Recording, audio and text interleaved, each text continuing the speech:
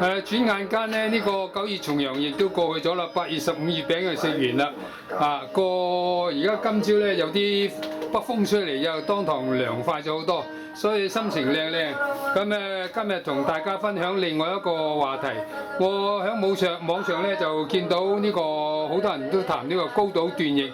嗱，呢個為咗第一次接觸呢個我嘅視頻嘅朋友，同埋特別係唔對易卜完全冇認識嘅朋友，咁樣我就針對大家有一個共同嘅出發點，即係大家響同一個起跑線，咁樣已經知道啲朋友咧就唔好嫌我沉啊，多多包涵嚇。嗱，呢位咧就係叫做喺明治維新時代咧嘅日本嘅易卜嘅名家，叫做高島吞象先生。咁樣咧，佢就俾當時嘅日本嘅軍國主義者咧就封為譯聖咁樣。咁佢嘅難得嘅地方咧，就係佢一個日本人響坐監嗰段時間咧，就自己學識咗呢個易卜易占，咁樣咧就可惜咧就係嗰個易德就成問題即係佢日本人咁自學成才咧，呢個就係難得嘅。但係咧就係話為嗰個當時嘅軍國主義者服務咧，咁樣呢個咧就係爭論啦。OK。咁樣佢俾日本嘅當時嘅日本軍國主義者封為譯聖咁樣咧就好多人咧就我感覺到咧就似乎對呢個易卜中國嘅易卜冇深入嘅研究，咁就係有少少點講咧，俾佢嘅光環咧射到頭暈眼花，咁就算啦。咁我咧就自己係咁都研究過一段時間。咁樣就發覺到就事情就唔係咁樣嘅。咁樣佢呢個我咧就寫咗篇文章。呢個咧就係正式係日本嘅高島先生啦，高島吞象先生啦。咁樣佢嘅起卦法就係咁樣嘅，又要閉住嘅眼睛。又要貼住個額頭，又要停止呼吸2分鐘，咁樣咧叫做止息法，咁樣嘅起卦，咁就靈啦，咁樣咧係唔係咧？咁樣有冇咁必要咧？咁我就覺得懷疑啦。咁我就寫咗篇文章，而家你哋睇下我篇文章，我寫咗6頁紙，我就話我定鏡 ，OK， 大家慢慢睇，我就唔需要嘥咁多時間啦，我定鏡俾大家睇。我話辟日本譯聖起卦之謀，呢個好荒謬嘅事情嚟嘅。OK， 咁樣咧，我就逐步定鏡俾大家睇，大家可以慢慢睇。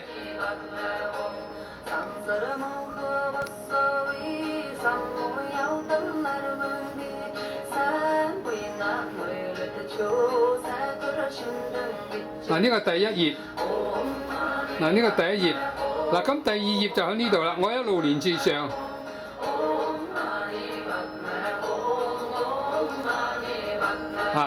呢個第2頁，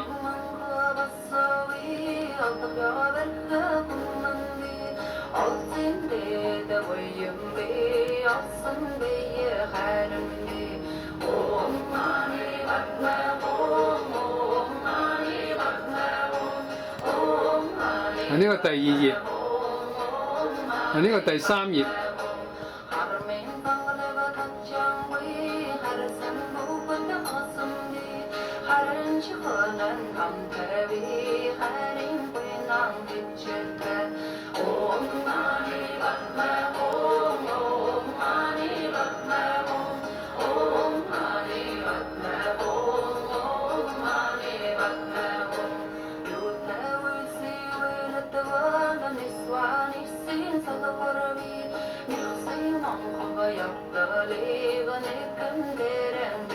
呢個第3頁。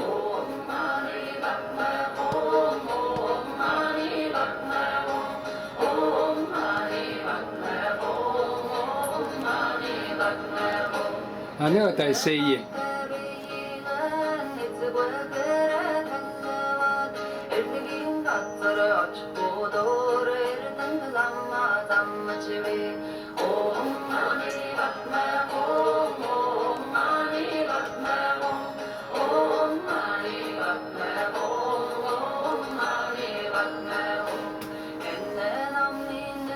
呢個第5頁。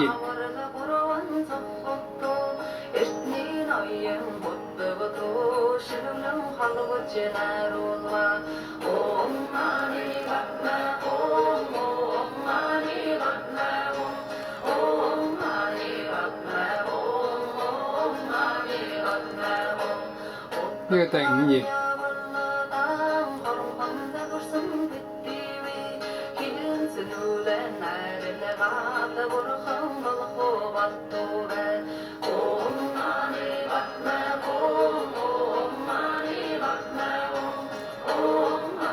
嗱，呢個第5頁。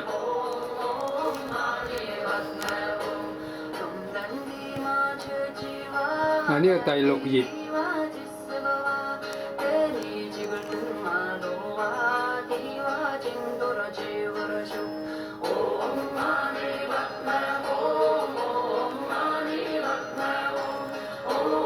嗱，呢個第6頁。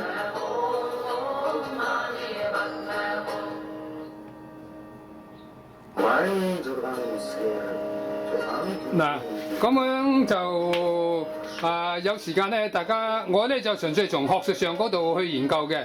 咁樣佢嗰個高島先生嘅譯卜嘅水平去到邊度咧？咁我下次我放一個佢評呢個佢叫勞宮島之戰，我哋中國人叫做甲午之戰，我寫咗10幾頁嘅嚇。咁樣就第日我有機會我放佢上去，大家可以知道佢嗰個方法同我呢個陸俄方法咧就高下立見啦嚇。咁樣就一句講晒，即係我哋尊重佢，佢有咁嘅成就嚇但係咧喺我哋中國角度嚟講咧，呢個係真係天大嘅笑話嚟嘅。咁樣叫做逆勝佢有咩貢獻啫？係嘛？咁呢個唔好理佢啦。咁樣咧，我就想同大家分享幾點咧，就係話順手啦。呢個咧就係前無古人嘅。呢個就係我第8冊。點解咧？嗱，我又可以睇開我啲視頻咧，啲朋友都知道㗎啦。咁我就呢度咧，我就想突出一點咧，就係話寧準咧呂祖先師就基文講，佢話焉得我問呂祖先師有冇神仙嘅，呂祖先師就話焉得無天地三才以神明主其事哉故也。咁樣我就希望嗰啲學者或讀者或者專家教授、大學教授，再唔好喺呢個問題嗰度兜兜轉轉啦嚇。你唔相信有神明，咁就無話可説。但係如果你相信神明咧，就係話我呢個基文係千古之呢個破天荒嘅基文嚟㗎嚇。呂祖先師講到明係有神明主理㗎，寧準唔係話嗰咩第六靈感潛意識啊。咁樣今日咧，我補充多一點咧，就係話我哋求占卜咧，呂祖先師話要心誠土同埋呢個上炷香，然後咧呢點咧我就一路都冇提嘅，我而家就今日講俾你聽啊。呂祖先師講話個先嚟占之驗不驗，先來者來占者知因果宿緣而占者與拆卦者俱須誠意也是也。所以占卦靈唔靈咧，係嗰個問卜嗰個人啊，佢個自己個因果啊，或者佢個宿緣啊，都會影響㗎。即係舉個好簡單例，如果你係善因種得少嘅，或者又做到惡事多嘅，咁樣唔靈唔出奇㗎。咁所以咧，我今次咧就特別高調同大家講，如果係大家係相信有神明，而係真係要去問卜嘅話咧，自己要小心自己嗰個多種善因啊！嗱，呢個咧係從來古人都冇提過㗎，呢個係破天荒嘅天機嚟㗎。所以咧，我今次咧都係天氣涼快，我就講俾大家聽啊。咁信唔信就悉隨尊便啦。所以我第8本書咧就特別要強調呢個因果同埋迷信呢度咧，唔好再迷信話咩第六靈感啊、潛意識啊、磁場啊，係真係有神仙主理㗎。呢個唔係迷信啊。咁第二方面咧，你想求簽起卦寧準咧，你自己問下你自己個因果關係，平時多做善因嚇，唔好多種惡果，咁樣咧就會有影響。所以如果你自己係話少種善因多種惡果而得卦唔寧準咧，呢就唔好怨人，係怨自己啊！呢一點咧，阿黃洪瑞都冇提到，所有嘅古人嘅大名家大師都冇㗎，係而家。今日心情靚靚，我就攞出嚟同大家講，呢個呂祖先師已經講到明啊！故占之驗不驗，先來者來占者之因果啊，問卜嗰個人自己個因果係點樣先啊？嗱咁樣嗱，呢個就係頭先我講過啊，亦我呢篇文章啊就係辟佢係駁斥嗱，駁斥辟即係駁斥日本逆性起卦嘅荒謬啊！呢個高島先生，你睇下佢一面痛苦嘅心情起卦，需唔需要咁樣啊？嗱咁樣大家唔信咧，嗱你睇下嗱，我咧就係無上裝 ，OK？嗱點一支香，天時熱我都係無上裝啊！咁樣嗱呢個就係台灣嘅傅佩榮教授、曾士榮教授，使咩咁樣啊？嗱呢啲就係佢日本嘅傳統嗰啲日本易卜師易卜師嘅起卦方法。嗱呢個咧就係我左手邊咧，我就喺日本成10蚊一包嗰啲咁嘅即棄竹筷子，右手邊咧就係一位瑞士嘅先生瑞士人啊，去研究啊咁嘅木條嘅起卦法。嗱呢個咧就係網上有一位先生咧。就係講咧，嗱呢啲就係佢哋日本古時呢個高島時法專用嘅竹枝嚟起，使唔使咁樣啊？即係咁樣，我為咗嗰啲完全冇認識或者初學啲人咧，我就提供一個咁嘅資料俾你參考啦。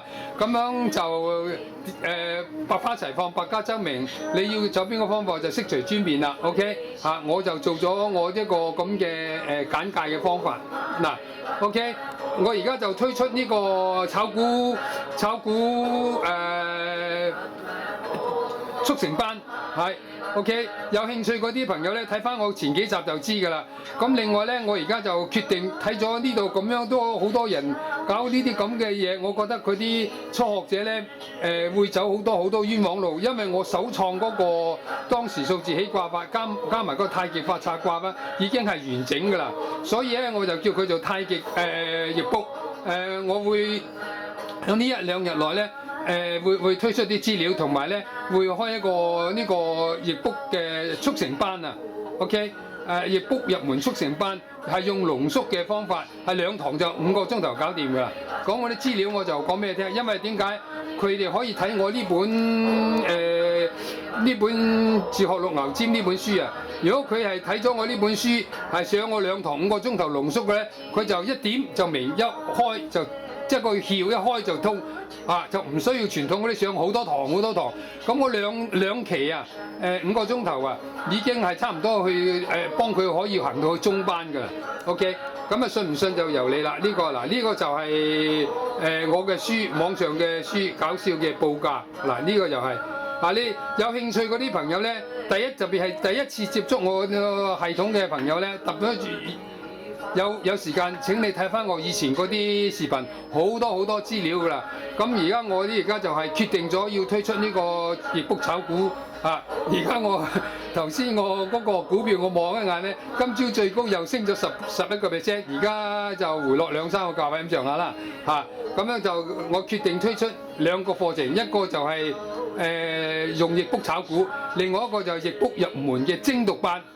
係濃縮嘅精讀班，2堂5個鐘頭就幫咗佢哋好多，因為我呢本書已經有好多資料㗎啦，咁樣就希望有緣人能夠受益啦 ，OK， 同埋呢個享受呢個易卜嘅精妙啦。咁啊，多謝大家欣賞先。所以嗱，你再大家睇多一眼啦。呢個就係正宗嘅高島吞象先生嘅叫高島時法啦。你有興趣咧，可以上網去睇下佢㗎。使唔需要咁複雜啊？所以我就特別寫咗篇文去評佢。因為點解咧？學術嘅文章講個歷史啊、咩背景啊啲係好多，從易卜嘅系統角度去評咧，冇邊個有深度去評嚇，淨係一面倒。OK。咁所以你睇下，我就係用證明俾大家睇下。我而家寫到第8本書啦。